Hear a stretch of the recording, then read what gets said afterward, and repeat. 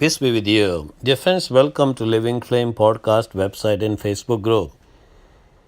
Gospel reflection for Friday of the 33rd week in the ordinary time. Gospel according to Luke chapter 19 verses 45 to 48. Jesus now continued his journey into the city. His destination was the temple, the most holy of places for Jews. Every local community had its own synagogue, but there was only one temple, and it was in Jerusalem. But what Jesus found when he got there was not a house of prayer, but a brokerage firm. The scribes and Pharisees had turned the place into an establishment of selling and buying. The smell of the temple was not the fragrance of the incense, but the smell of the cattle.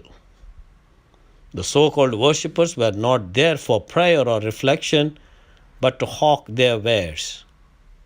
You can almost hear what the Pharisees say to Jesus as he enters. You don't have any business here. You are a preacher, you are a teacher, you are a healer.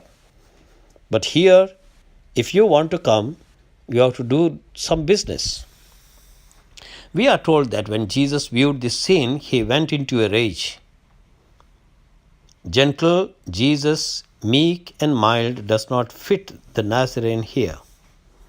Radically and ruthlessly, he takes the whip in hand and drives the animals out and overturns the tables.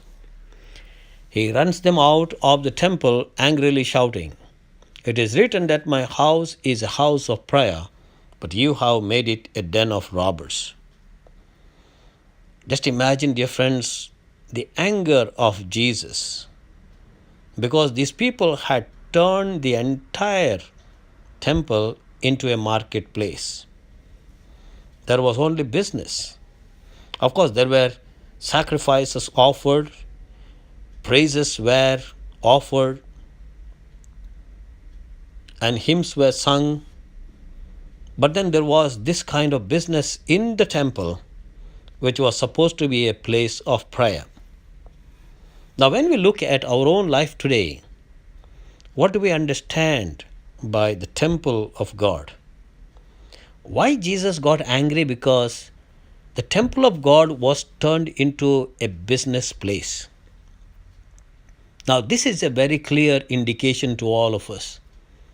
Have our churches, have our places of worship become bargaining or marketing places? When we think of always speaking about money, about projects, about constructions, about all sorts of improvements that we want to make, and perhaps sometimes we burden the people with request for funds and donations. Well, that's a part we know that is required in the church. But then our churches cannot be turned into a marketplace. It is a place of prayer.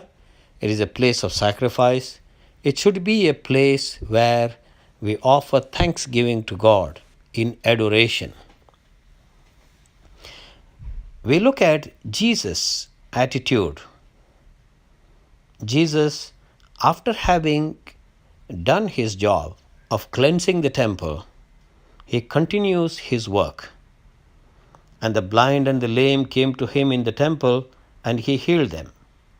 Thus, we could perhaps best summarize the events of those days of Jesus, the last days of Jesus, before his passion, death, and resurrection, that God's judgment is real.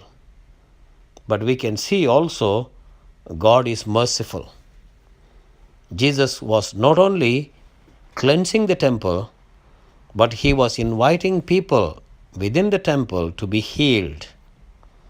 So a temple and a church or a place of worship should be where human beings encounter God himself. So that should be a place of healing, that should be a place of worship, a place of thanksgiving, and a place where we offer our prayers. Therefore, dear friends, this enlightening gospel passage in just 4 verses, we understand the entire mind of Jesus, where he wants to keep the place of worship only for worship and offering sacrifices. In our lives, let us try our best. Whenever we go to the church or to the place of worship, let us keep aside all sorts of business and begin only to raise our hearts in thanksgiving to God.